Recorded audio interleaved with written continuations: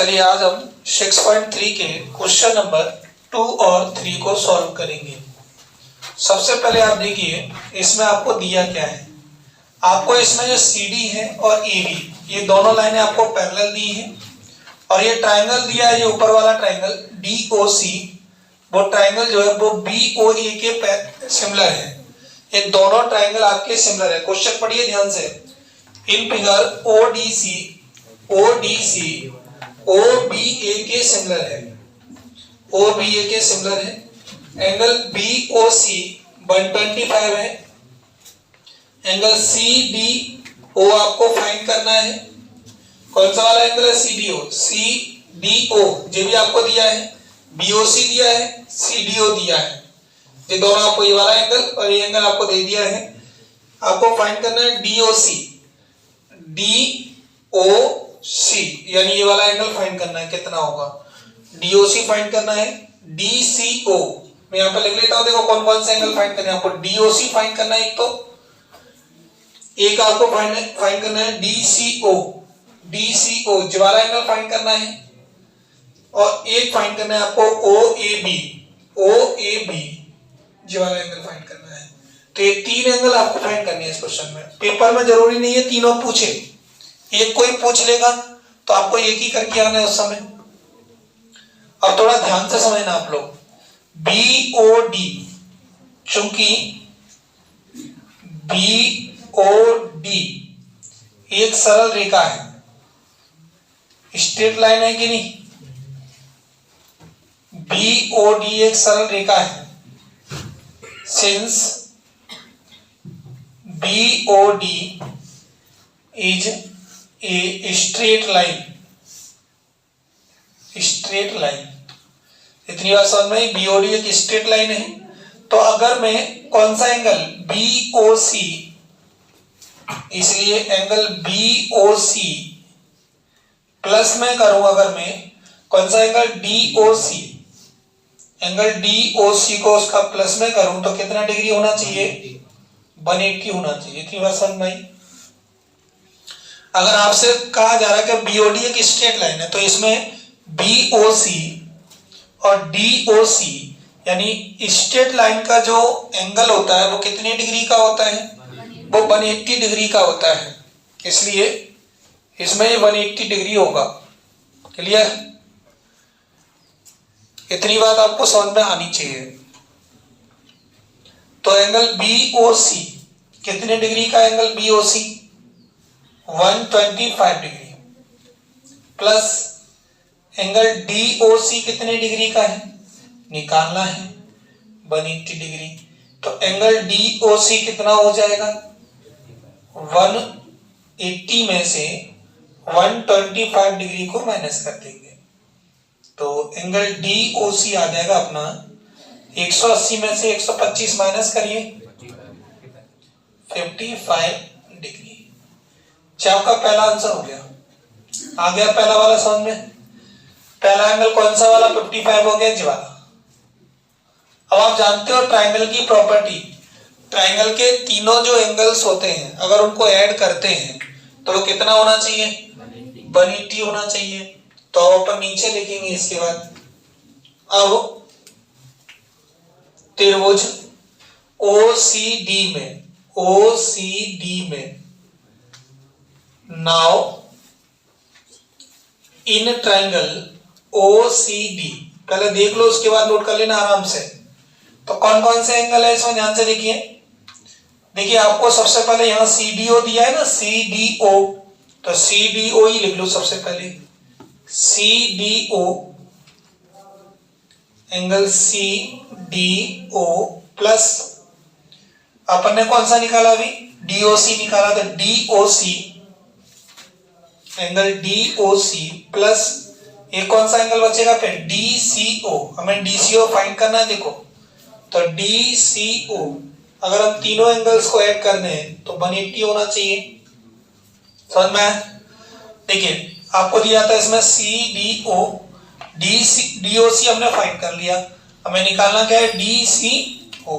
तो तीनों एंगल मैंने यहाँ लिख दिया। तो पहले D लिखा, पहले इसमें D लिखा बीच में, फिर इसमें क्या लिखा बीच में? O लिखा, फिर मैंने लिखा C। बीच वाला एंगल होता है, आप इसे कैसे ही पढ़ सकते हैं। देखिए इसे अपन ने पढ़ा ना, इसे CDO, इसे हम ODC भी पढ़ सकते हैं। ऐसी DOC को हम COD भी पढ़ सकते हैं, DCO को हम OCD भी पढ़ सकते हैं। इसका कोई मतलब नहीं, पर बीच में आना चाहिए आपका जो एंगल है बीच का मेन। तो बताइए CDO कितने डिग्री का निकला था? CDO कितना है अपना 70 डिग्री ऊपर, 70 डिग्री। DOC निकला था 55 डिग्री। आपको DCO फाइंड करना है, तो बताना कितने डिग्री का हो जाएगा। 70 और 55 कितना होता है? 125 degree plus DCO plus DCO 180 degree. तो यहां से DCO फाइंड करें तो 180 डिग्री माइनस का 125, तो कितना आ जाएगा इसे? DCO भी कितना आ गया? 55 डिग्री आ गया। तो दोनों आपके जो एंगल निकले हैं वो 55 निकले। याद रखना डिग्री है, 550 मत कर देना से। 55 डिग्री आंसर आ गया। अब इसके बाद देखिए क्वेश्चन में ये बोला है कि जो वाला ऊपर वाला ट्रायंगल है वो नीचे वाले ट्रायंगल के सिमिलर है, तो हम सिमिलरिटी से भी अगला वाला जो ट्रायंगल है जैसे ये वाला है उसे निकाल सकते हैं। अच्छा, क्वेश्चन में जो लाइन दोनों पैरेलल नहीं बोली है, पैरेलल बोलते थी तो हम सीधा जेड बनना है देखो इधर, तो ये दोनों अल्टरनेट एंगल हो जाते, लेकिन उसमें सिमिलर बोला है। देखो क्वेश्चन देखिए, चूंकि को अपन दो बिंदी एक बिंदी नीचे लगा के भी लिख सकते हैं। चूंकि सिंस कौन सा ट्रायंगल सिमिलर है पहले ध्यान से देखो, ODC सिमिलर है ट्रायंगल OBAK।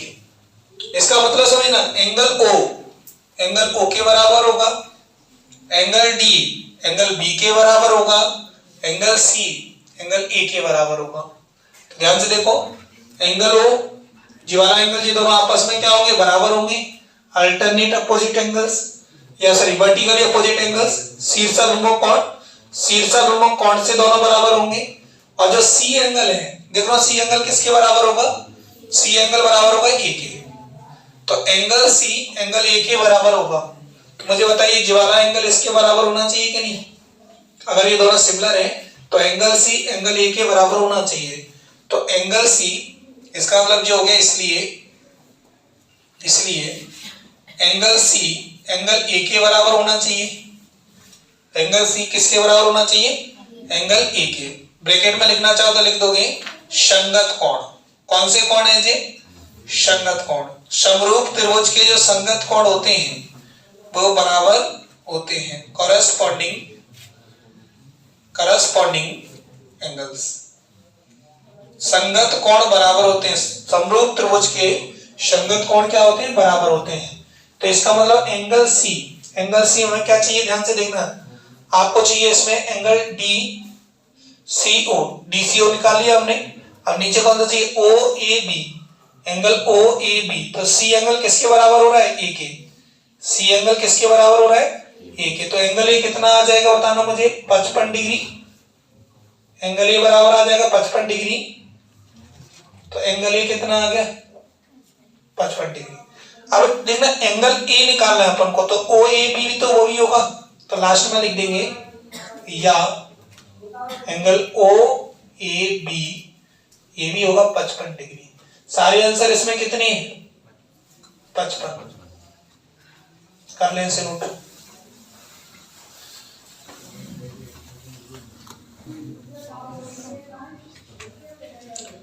चलिए तो अब हम क्वेश्चन नंबर 3 को देखते हैं। क्वेश्चन नंबर 3 में आपको प्रूव करने के लिए कह रहा है, तो नीचे लिख दीजिए सिद्ध करना है। क्या करना है इस क्वेश्चन में? सिद्ध करना है। टू प्रूव लिख दो या टू शो लिख दो, उसमें दर्शाने के लिए कह रहा है ना, दर्शाना है, दर्शाना भी लिख सकते हो या प्रोसेड टू प्रूव भी लिख सकते हो।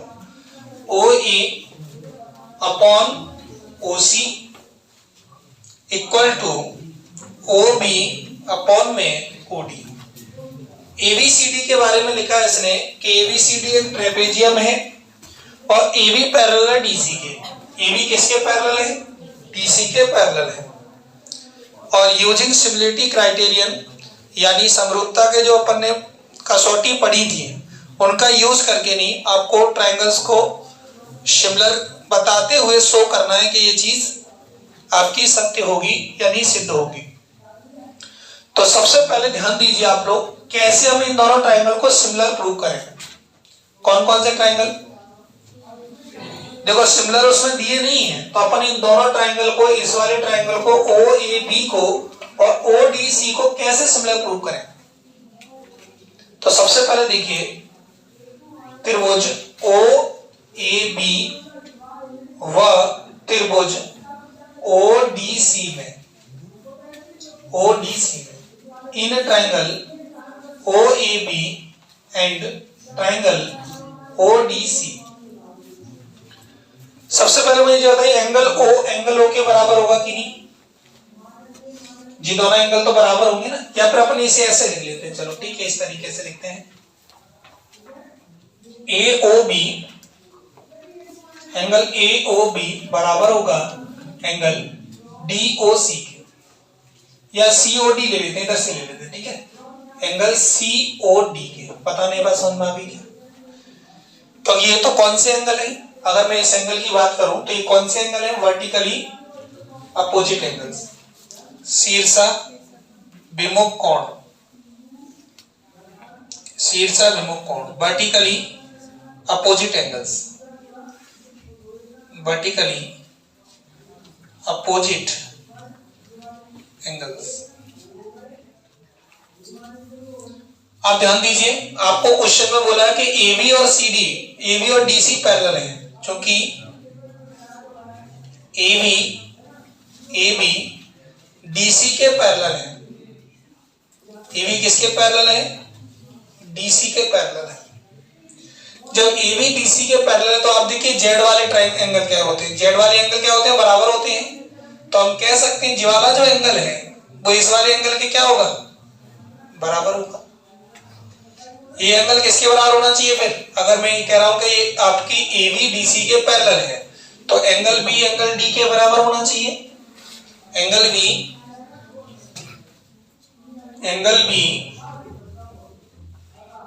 एंगल डी के बराबर होना चाहिए। आप इसे एंगल बी नहीं लिख रहे हो, एंगल डी नहीं लिख रहे, तो ऐसे भी लिख सकते हो, एंगल ए बी ओ किसके बराबर होगा? ओ डी सी के। एंगल ए बी ओ किसके बराबर होगा? ओ डी सी के। ये लो मैं ऐसे लिख लेता हूं, एंगल ए बी ओ ये किसके बराबर होना चाहिए? ओ डी सी के। कौन से कोण है, कोई बताएगा मुझे इनके बारे में? एकांतर कोण। कौन से कोण है जी? एकांतर कोण, अल्टरनेट एंगल्स। कौन से एंगल है जी? Alternate angles. तो एंगल ए बी हो गया, एंगल ओडीसी हो गया। अब देखिए आपको सिमिलरिटी की मैंने आपको कौन कौन सी क्राइटेरियन पढ़ाई थी? ए पढ़ाई थी, एक ए पढ़ाई थी। अगर दो एंगल हमने प्रूव कर दिए कि बराबर हैं, दो एंगल हमने बता दिए कि दोनों इक्वल हैं, तो अपने आप ही ट्रायंगल सिमिलर हो जाता है। तो हम जरूरी थोड़ी कि पूरा का पूरा दोबारा से लिखें। तो कौन सा ट्रायंगल सिमिलर होगा, ध्यान से देखना आप लोग। ए बी ओ, अतः triangle A B O similar होगा। ए बी ओ मतलब ओ पीछे आ रहा है, तो इधर देखिए मैंने सी डी ओ, पता नहीं सही है क्या? कौन सा सिमिलर होना चाहिए? सी डी ओ के। मतलब समझना, ए के सामने सी होना चाहिए। अच्छा, ज्वाला एंगल जब इसके बराबर है तो ज्वाला एंगल भी तो इसके बराबर होगा। एंगल ए किसके बराबर होना चाहिए फिर? सी के। अगर मैंने आपको बताया कि ये दोनों आपस में इक्वल है, ठीक है, तो बी एंगल डी के बराबर है, तो इसका मतलब ये है ए एंगल सी के भी बराबर होगा। यानी ये वाला जो एंगल है, इस एंगल को अपन इसके भी बराबर कहेंगे, क्योंकि ये भी तो अल्टरनेट एंगल्स होंगे। तो उस कंडीशन में ए सी के बराबर होना चाहिए, बी डी के बराबर होना चाहिए और ओ के बराबर होना चाहिए। तो ये दोनों एंगल क्या हो गए? सिमिलर हो गए। अब सिमिलर एंगल्स की जो साइड्स होती हैं वो क्या होती हैं? प्रोपोर्शनल होती हैं। सिमिलर एंगल्स की जो सिमिलर ट्रायंगल्स होते हैं उनकी जो साइड्स होती हैं वो प्रोपोर्शनल होती हैं, समान अनुपात में होती हैं। तो ध्यान से देखिए इसकी कौन सी साइड होगी, इस एंगल ए के अपोजिट कौन सी साइड है, ओबी। एंगल ए और एंगल सी बराबर है ना आपके, तो या तो पहले यहां से देख लो एंगल बी की साइड अपोजिट कौन सी है, ओए। देखो हमें प्रूव क्या करना है, ओए करना है। प्रूव क्या करना है, एंगल बी के अपोजिट कौन सी साइड है, ओए। अब समरूपता की परिभाषा से, अब समरूपता की परिभाषा से